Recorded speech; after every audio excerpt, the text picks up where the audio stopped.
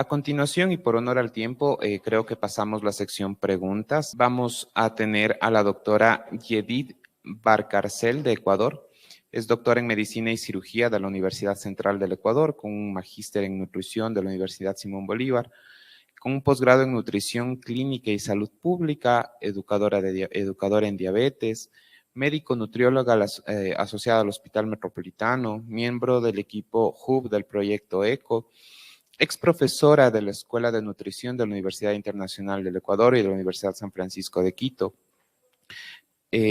presidente de la Sociedad Ecuatoriana de Nutrición Parenteral y Enteral y miembro fundador de la Sociedad Ecuatoriana de Médicos Nutriólogos. El día de hoy, con la conferencia de Zaval, nos va a ayudar con el tema tratamiento farmacológico de la obesidad. ¿Quién es candidata?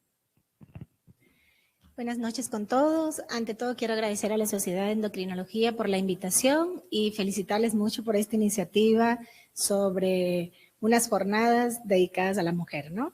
Bueno, yo les voy a hablar un poco del tratamiento farmacológico en general y tratar de sacar conclusiones de quién puede ser la candidata para el mismo. Bueno, ya se ha hablado bastante de obesidad, así que esto lo vamos a ir haciendo más rapidito, pero yo creo que sí hay que ser un poco hincapié para que entiendan el porqué del manejo farmacológico de la obesidad, y es justamente en reconocerlo como una enfermedad caracterizada por un exceso de grasa en la cual no solo hay un aumento en la cantidad, sino también trastornos en la distribución con un predominio sobre todo central y más riesgo de enfermedad cardiometabólica, pero también trastornos en la función que van a generar un proceso inflamatorio crónico que va a llevar a enfermedad con complicaciones de por vida.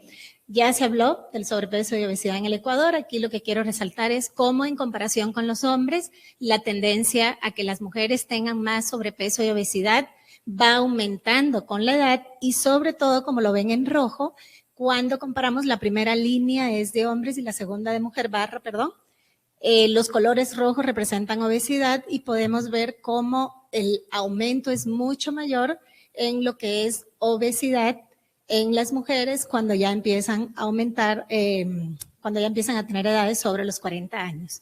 Esto es algo muy importante, y insisto, para acabar de reconocer a la obesidad como una enfermedad que requiere un tratamiento más intensivo que solo medidas no farmacológicas, y es justamente como la obesidad en Ecuador, según los datos en donde se muestra factores de riesgos de mortalidad, la obesidad ocupa el primer lugar, es la primera barra que tenemos en verde, ¿sí? ¿Y cuál es el riesgo que confiere? Pues cada 5 kilos por metro cuadrado que nosotros aumentemos de índice de masa corporal, estamos aumentando 2 veces riesgo de mortalidad en diabetes, 1,6 en enfermedad renal crónica, 1,4 en cardiopatía isquémica, 1,4 en accidente cerebrovascular, 1,2 en enfermedad respiratoria y 1,1 en lo que es cáncer. Y además se ha visto que ganancias tan modestas como 5 kilos que se pueden producir en el caso de las mujeres, sobre todo a partir de 18 años y los hombres a partir de los 20 años, va a aumentar el riesgo de enfermedades de corazón y diabetes mellitus. ¿Y qué es importante? Conocer que si nosotros logramos tratar la obesidad y logramos disminuir todas estas comorbilidades asociadas a la misma, con una disminución entre un 5 a un 15%, podemos mejorar tanto diabetes, hipertensión, dislipidemia, apnea del sueño, hígado graso, osteoartritis, estrés, enfermedad por reflujo gastroesofágico y síndrome de ovario poliquístico, muy relacionados con la obesidad. Ya se habló muy bien de las causas, ¿sí? Y de cuáles son las terapias. Y en cuanto a las terapias, pues yo voy a hacer más hincapié de ahora en lo que es justamente el tratamiento farmacológico. ¿Qué es importante también conocer? Que el cuerpo tiene un proceso de adaptación a la pérdida de peso. Entonces, muchas veces comenzamos muy bien en la pérdida de peso y luego llegamos a un periodo de meseta, independientemente de que el tratamiento sea con medidas no farmacológicas, dieta y ejercicio, e incluso muchas veces cuando ya introducimos la terapia farmacológica nos puede pasar exactamente lo mismo. Y tenemos que ver esto como un proceso fisiológico de adaptación a la pérdida de peso, en el cual el cuerpo va a responder disminuyendo justamente el gasto energético y aumentando un poco la ingesta de energía y se van a desatar algunos cambios en la conducta alimentaria, como más hambre, a pesar de que eran pacientes que venían cumpliendo muy bien su plan de alimentación, aumento de las hormonas orexigénicas como la grelina, disminución de las anorexígenas como leptina, polipéptido, colecistoquinina, los GLP-1, entre otros. Y en cuanto al gasto, pues vamos a tener cambios metabólicos en los cuales disminuye el gasto metabólico basal y vamos a tener disminución de la oxidación de grasas, aumento del cortisol también relacionados con estrés, disminución de todas estas respuestas, digamos, de recompensa y también disminución, como les había dicho antes, de la tasa metabólica basal. ¿Qué quiere decir esto? Que nos va a llevar a un aumento de peso corporal independientemente de que el paciente esté cumpliendo con las indicaciones que les hayamos dado de medidas no farmacológicas. Bueno, ya se habló de esta clasificación, es muy interesante para lo que es el manejo de obesidad, porque no, de tratamiento farmacológico, porque no solo tomamos en cuenta el índice de masa corporal, sino la presencia tanto de factores de riesgo ya relacionados con la obesidad como de enfermedad de órgano blanco, y ya son indicaciones para comenzar terapia farmacológica. En cuanto a la mayoría de guías, lo que nos hablan es que si el paciente no presenta complicaciones y no presenta factores de riesgo, pues no debemos iniciar farmacoterapia, sino simplemente mantener lo que son las medidas no farmacológicas. Sin embargo, cuando ya existen complicaciones, ya intervenimos en el tratamiento farmacológico y relacionado con el índice de masa corporal. Se habla de que todo paciente con un índice de masa corporal sobre 27 con factores de riesgo o ya comorbilidades asociadas a la obesidad debe ser intervenido farmacológicamente, sobre todo si han fallado las medidas no farmacológicas por lo menos durante 3 meses de tratamiento. Sin embargo, ya también como indicación de la terapia farmacológica tenemos aquellos pacientes que han experimentado pérdidas de peso en un tratamiento, incluyendo la cirugía bariátrica ya como tratamiento de la obesidad mórbida, y que una vez que se estancan en el peso podemos empezar la terapia farmacológica para evitar que ese paciente siga aumentando peso o recuperando el peso perdido con el procedimiento quirúrgico. Asimismo, en todo paciente que tenga complicaciones, como ya les dije antes, asociadas a la obesidad. Este es un cuadro que les traje muy interesante porque quiero que se entienda que cuando hablamos de farmacoterapia no estamos hablando de eliminar las medidas no farmacológicas. La farmacoterapia es un complemento a los cambios de estilo de vida y como pueden ver en el gráfico, justamente la mayor pérdida de peso, que son las bolitas en azul, es en aquellos pacientes que estuvieron con farmacoterapia, pero también con estilo de vida intensivo. Si vemos la línea verde y la línea gris, encontramos aquellos pacientes que estuvieron con tratamiento farmacológico, pero solo con recomendaciones de una alimentación saludable, y aquellos que tuvieron cambios de estilo de vida no farmacológico intensivos.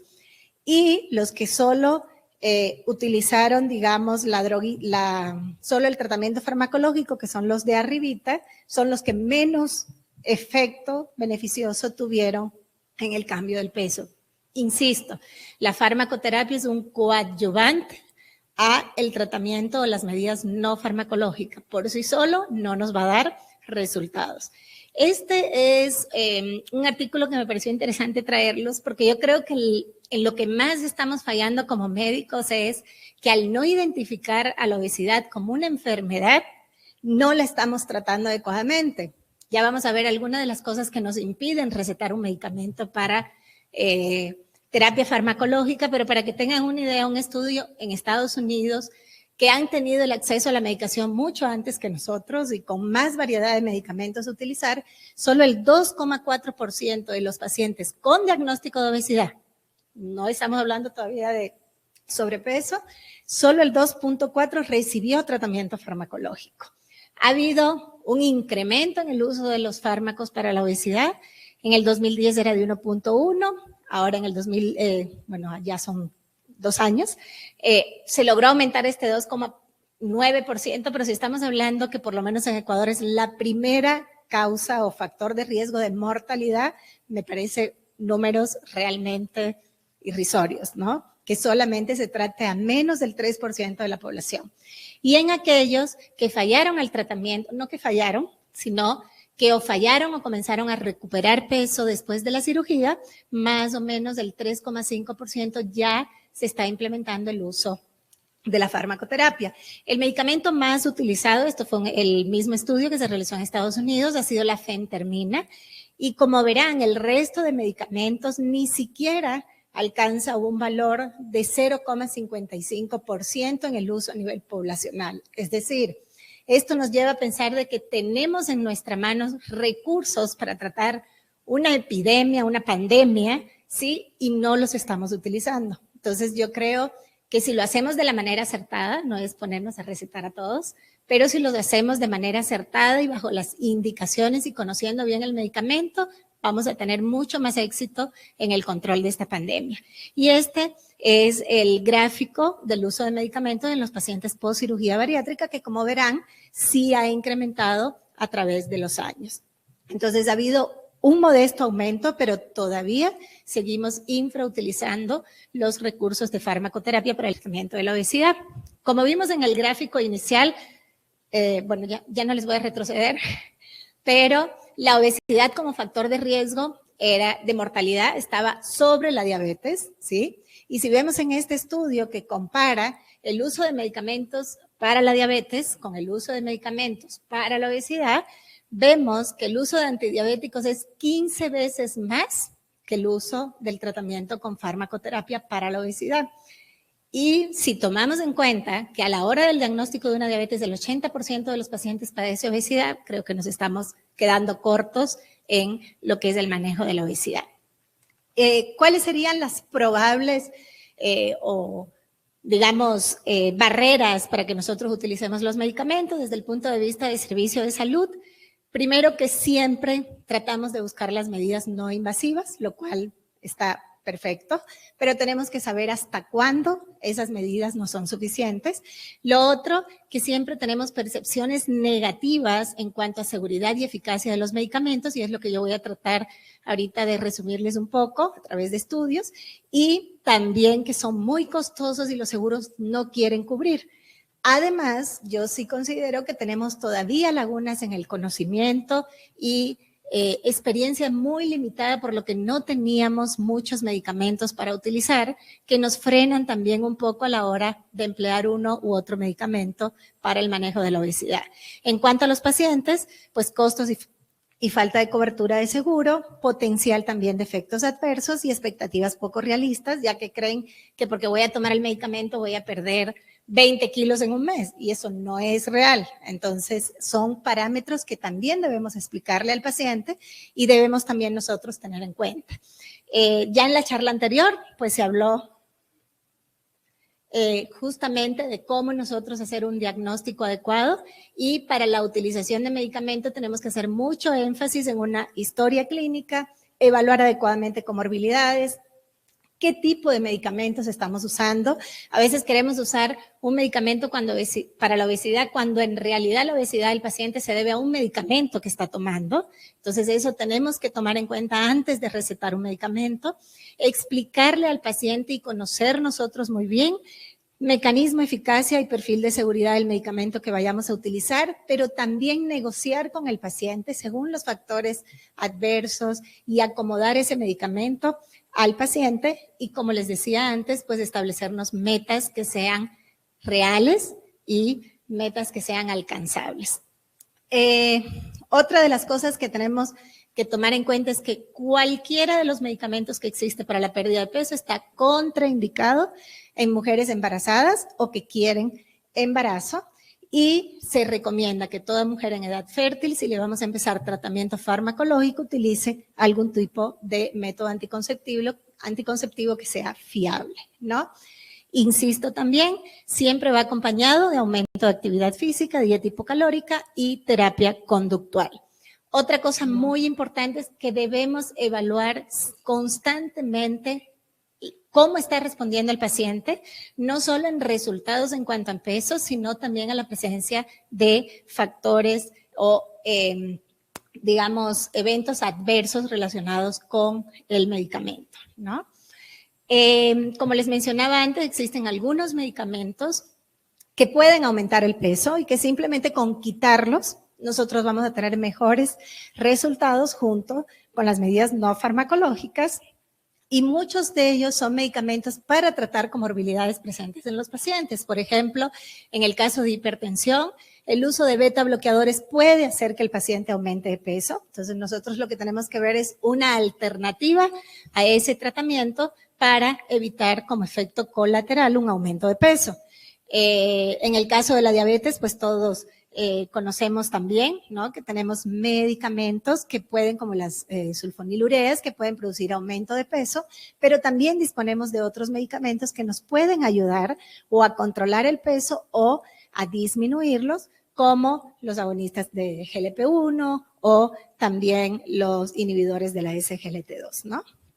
Acá les hago un poquito de hincapié con lo que es metformina, inhibidores de la SGLT2, que aunque no son medicamentos actualmente autorizados para el manejo de la obesidad, sí se ha visto que en ciertas pacientes, sobre todo, por ejemplo, en mujeres con síndrome de ovario poliquístico o adolescentes con resistencia a la insulina, al utilizar metformina y mejorar la resistencia a la insulina, conseguimos un buen efecto en el peso junto con las medidas no farmacológicas. Asimismo, los inhibidores de SGLT2 también se ha visto que ayudan en la pérdida de peso a los pacientes con diabetes. Aunque está en estudio, todavía no es un medicamento autorizado para o como fármaco antiobesidad. Bueno, ya se ha hablado en varias charlas de lo que es la parte de regulación neuroendocrina de el apetito, del hambre, y yo les voy a hacer ahorita como traté de que fuera pequeño resumen de los efectos, pero también los efectos colaterales y las contraindicaciones de los medicamentos que existen actualmente aprobados para el manejo de la obesidad. Entonces aquí en este grafiquito lo único que voy a hacer un poquito hincapié, que a nivel periférico los medicamentos que nos pueden actuar son el Orlistat y también lo que es los análogos de GLP-1, que se ha visto que tienen efecto a nivel intestinal, y a nivel del sistema nervioso tenemos los otros medicamentos autorizados como la fentermina, fentermina-topiramato, naltroxena, bupropión y los mismos análogos de GLP-1 que también tienen un doble efecto periférico y central. Vamos a empezar por la fentermina, que es el primero que ha salido. Ya desde 1959 está aprobado para lo que es el manejo o el control del peso y básicamente es una amina simpático mimética que va a actuar aumentando lo que es la liberación de dopamina en el sistema nervioso, pero también tiene activación de la propia melanocortina y esto hace que haya un pequeño aumento energético, el gasto energético, perdón, y también influye en lo que es supresión del apetito.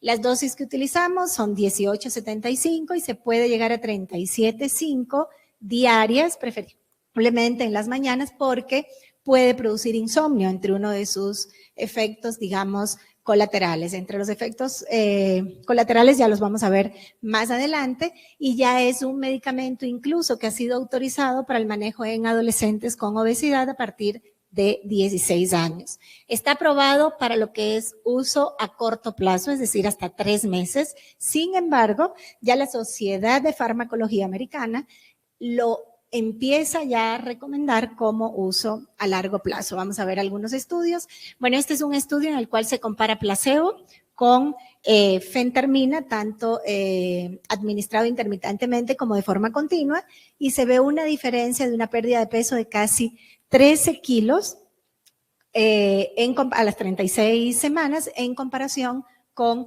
una pérdida de peso de 5 kilos solo del placebo. En ambos se utilizó lo que es medidas no farmacológicas intensivas para poder comparar estos resultados. En cuanto, este es otro estudio en el cual se comparó el efecto tanto en personas sanas, digamos, o en personas que tenían también prediabetes, y en estos también se encontró que el efecto fue mayor en lo que era aquellos pacientes que tenían prediabetes, aunque el que les estoy mostrando ahora no A ver, no es este, ya se los voy a mostrar después, disculpen.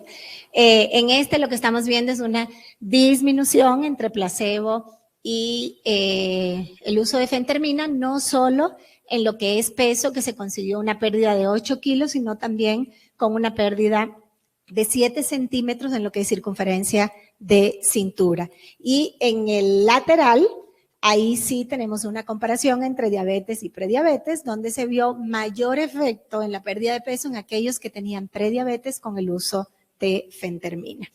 Este es otro estudio también hecho en mujeres solamente, mujeres en una edad promedio de 43 años, con un índice de masa corporal promedio también de 38 kilos por metro cuadrado de estatura.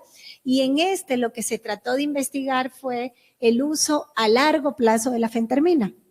Y en los resultados se vio que hubo una tendencia a mayor disminución con el uso a largo plazo. Este fue un estudio que se hizo a 2 años de duración y se encontró que los efectos colaterales relacionados con enfermedad cardiovascular como la presión arterial, aumento de la frecuencia cardíaca, no fueron significativamente estadísticos como para prohibir el medicamento para un uso a 2 años.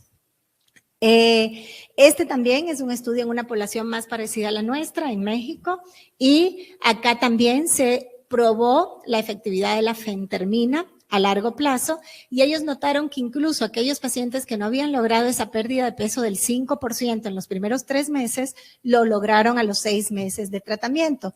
Pero también identificaron que las diferencias ya a los digamos, a los 6 meses hasta 1 año de tratamiento, entre una dosis u otra no fue mayor. Es decir, que era tan efectivo usar 1875 como 37.5 y disminuíamos un poco lo que eran los eventos cardiovasculares. ¿Y cuáles son los efectos adversos que debemos tomar en cuenta y explicarle al paciente? Pues puede haber boca seca, puede haber diarrea o estreñimiento, más común, al menos de lo que yo he visto en la práctica, es el estreñimiento. Puede haber insomnio, como les mencionaba antes, un poco de dolor de cabeza, taquicardias, aumento de presión. Entonces, son parámetros que nosotros deberíamos medir siempre en control, en la consulta, en todos aquellos pacientes que estén con este tipo de medicamento. Y está terminantemente contraindicado en pacientes con enfermedad cardiovascular, aquellos pacientes que utilicen inhibidores de la monoaminoxidasa, en el hipertiroidismo, glaucoma, antecedentes de abuso de drogas y, como mencioné antes, embarazo y lactancia. Aunque en algún momento se habló de que podía crear adicción por su relación con las anfetaminas, se ha visto que este no es un medicamento que cree adicción. Vamos a hablar del siguiente medicamento, este fue aprobado en el 98, que es el Orlistat, que básicamente lo que hace es inhibir la lipasa gastrointestinal, por ende, la disminución de aproximadamente un 30% de la absorción de la grasa de la dieta. Por ende, se debe comer conjuntamente con las comidas y la recomendación es que las comidas no sean ricas en grasas, sino eso va a exacerbar los efectos adversos de este medicamento, que son básicamente gastrointestinales, y es el único medicamento autorizado en población pediátrica, pero a partir de los 12 años de edad. Bueno, el estudio clave de ellos es el SENDOX, en el cual se observó también una diferencia significativa entre pacientes que tenían intolerancia a la glucosa y pacientes en general, con mejores resultados en aquellos pacientes que tenían intolerancia a la glucosa en la pérdida de peso, logrando por lo menos una pérdida o alcanzando, digamos, porcentajes del 45% de pérdidas en comparación con 37% en el grupo que no tenía intolerancia a la glucosa, pero en ambos estamos viendo que hay una reducción del riesgo de desarrollar diabetes a largo plazo con el uso del Orlistat. Se demostró también disminución en los niveles de colesterol, del LDL, de glucosa y de niveles de presión arterial. Este es un metaanálisis en el cual se incluyen varios estudios con el Orlistat y, como verán, todos los estudios dan resultados con disminución de peso. La línea del medio, que es el 0, nos habla de que solo un estudio no mostró efectividad en la pérdida de peso. ¿sí? Y este es otro estudio interesante de comparación en algunos parámetros endocrinos en el uso de Orlistat o metformina. Y se encontró que con la pérdida de peso experimentada con el Orlistat también se consiguieron beneficios en los niveles de insulina, de testosterona, de resistencia a la insulina y del peso. Como vemos, no existió diferencia significativa entre usar metformina o usar el Orlistat. En cuanto a los efectos adversos, como les había dicho, básicamente gastrointestinales, heces blandas, estatorrea, gases, urgencia fecal, incluso si comen demasiada grasa, pueden empezar a eliminar, tener incontinencia en cuanto a las heces, y las contraindicaciones, además de embarazo, lactancia, síndrome de mala absorción crónica, por supuesto, porque estamos generando nosotros con la medicación una mala absorción, y colestasis, ¿no? Es súper importante que todo paciente que esté utilizando Orlistat debe ser suplementado con vitaminas liposolubles, las ADECA, ya que su absorción está limitada. El otro medicamento aprobado fue en el 2012, la fentermina topiramato. En esta, además del efecto que tiene por la fentermina, que ya lo hablamos anteriormente, también va a mejorar la saciedad y tiene mayor supresión del apetito, ya que tiene a través del topiramato un control mayor de la saciedad. En cuanto a la dosis de este medicamento, lo podemos ir aumentando.Igual se va a utilizar una vez al día, siempre en la mañana, y con una dosis inicial para probar tolerancia de 3,75 versus 23 miligramos del topiramato por 14 días. Si tenemos buena respuesta, podemos duplicar la dosis e incluso en aquellos pacientes que no han respondido bien a los 3 meses, se puede dar una dosis máxima de 15 miligramos de fentermina con 92 miligramos de topiramato. Lo que sí, si no se consigue una pérdida de peso menor del 3% después de las 12 semanas o la pérdida de peso en comparación, digamos, con la dosis máxima del 5%, debemos eliminar el medicamento porque quiere decir que no está haciendo efecto. Este es el estudio, bueno, hay varios estudios, es el EQUIP, en el cual vemos que la dosis más alta de la fentermina topiramato, que es la que tenemos, sería a mi derecha, ustedes también a la derecha, ¿sí? Vemos cómo los resultados en el peso son dosis dependiente y estamos viendo que con fentermina 3,75-23 se consigue 5,1% de pérdida de peso, mientras que con la dosis de 15,92 se llega a tener hasta un 11% de pérdida de peso. Y si vemos en el gráfico, la línea más gris es la dosis más alta y se ve que el 67% de los pacientes lograron una pérdida mayor del 5% y hasta un 32% una pérdida mayor del 15%.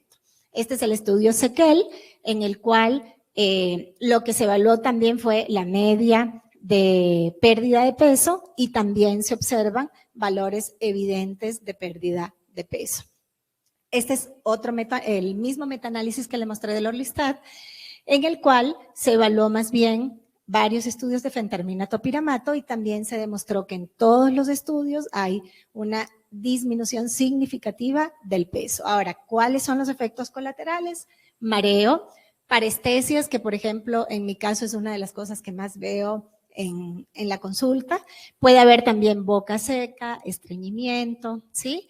Y es importante que este medicamento no se debe usar tampoco con inhibidores de la monoaminoxidasa, hipertiroidismo, glaucoma, embarazo y lactancia, pero yo particularmente soy muy recelosa al darlo en mujeres en edad fértil porque es un medicamento que ha demostrado toxicidad fetal por el topiramato.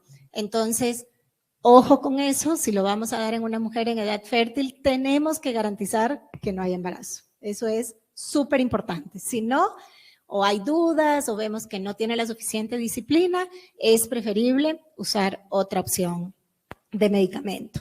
El otro medicamento que ya tenemos disponible, la naltrexona y bupropión, en el 2014, bueno, nosotros lo tenemos disponible hace 2 meses o 3 meses, pero que también su efecto es suprimir el apetito.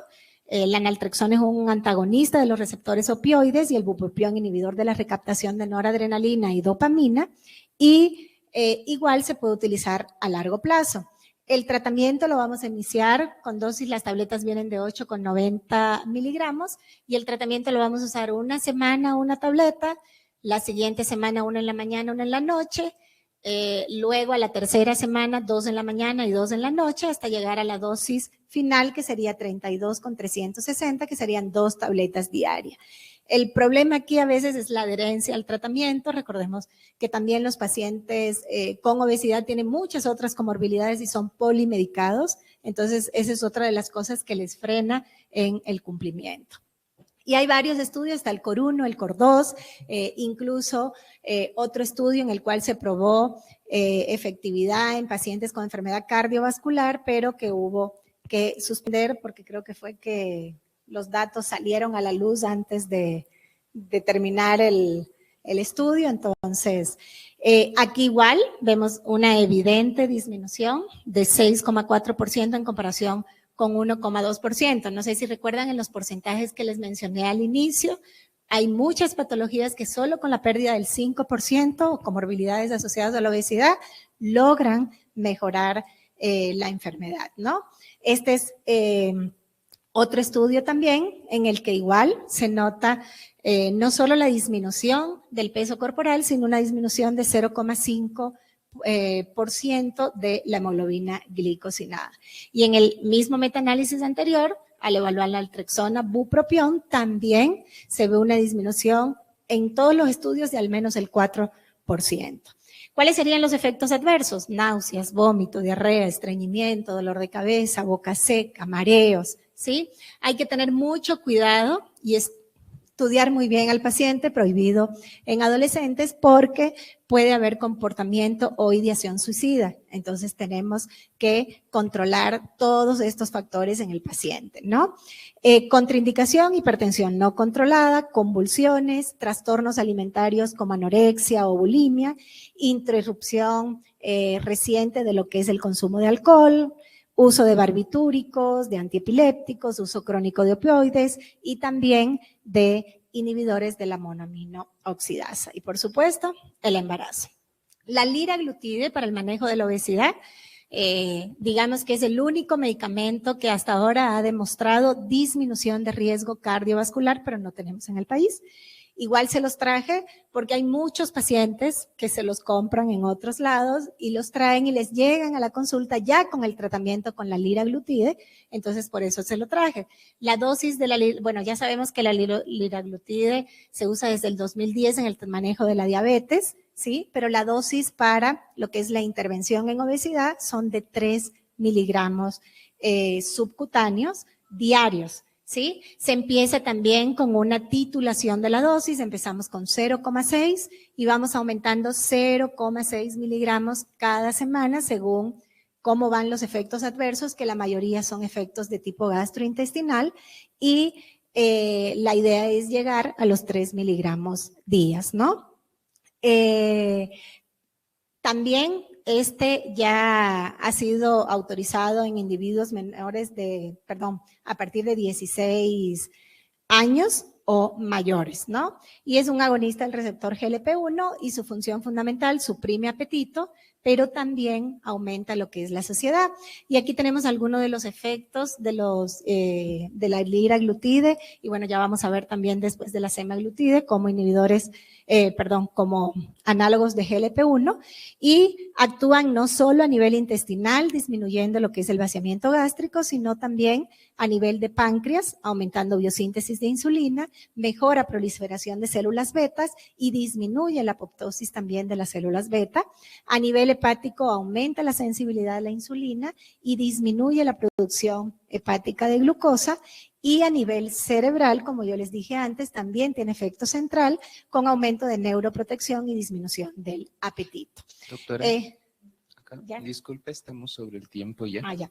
Entonces, ya bueno, como les decía, la liraglutide no la tenemos, pero estos son estudios que demuestran la evidencia no solo en lo que es disminución de peso, sino también en los efectos cardiometabólicos.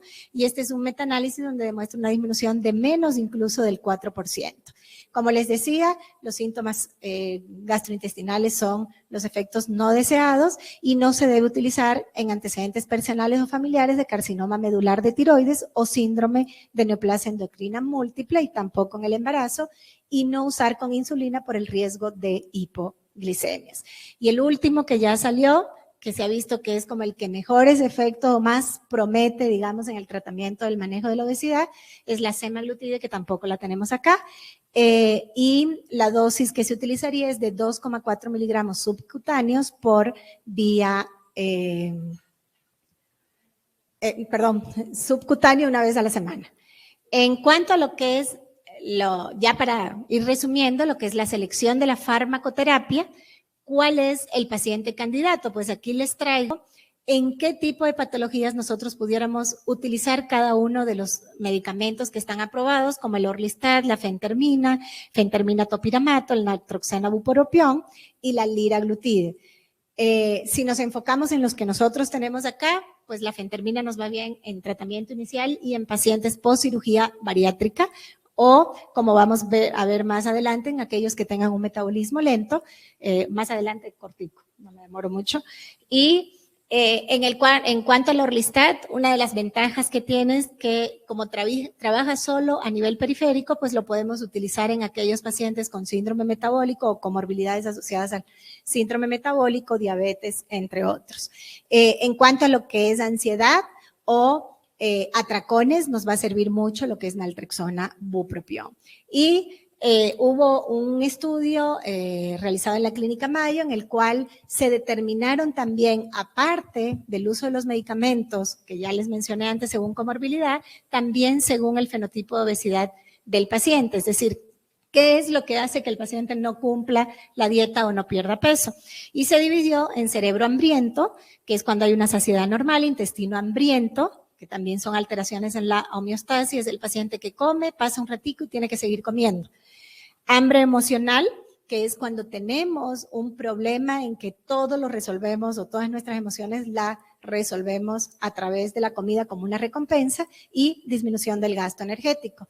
Y aquí les traigo cuáles son los medicamentos más apropiados según cada uno de ellos. Fentermina topiramato en cerebro hambriento, liraglutide en intestino hambriento, naltrexona bupropión en lo que es hambre emocional, y la fentermina en aquellos que tienen un gasto energético lento. Y este es el estudio que demostró cómo si yo logro clasificar el fenotipo y usar la medicación adecuado a esto, como vemos en lo que es la línea azul, el fenotipo tuvo mayores efectos en la reducción del peso, siendo 1,7 veces menor. Entre las conclusiones y lo que me gustaría que se lleven a casa, lo primerito, que acabemos de admitir a la obesidad como una enfermedad. Yo creo que una vez que asumamos eso, vamos a lograr utilizar más las herramientas que tenemos para tratar. Como les decía, equipo multidisciplinario, no solo el medicamento, siempre tiene que ir asociado a cambios de estilo de vida, terapia conductual, ¿sí? Para terminar, la recomendación actual es en pacientes con índice de masa corporal mayor de 30, igual según la clasificación que se mostró en la anterior, lo ideal es que tengan factores de riesgo o mayor de 27 con comorbilidades, ¿no? Y aprendamos a conocer el medicamento para que le demos mayor utilidad. Muchas gracias, espero que haya sido útil.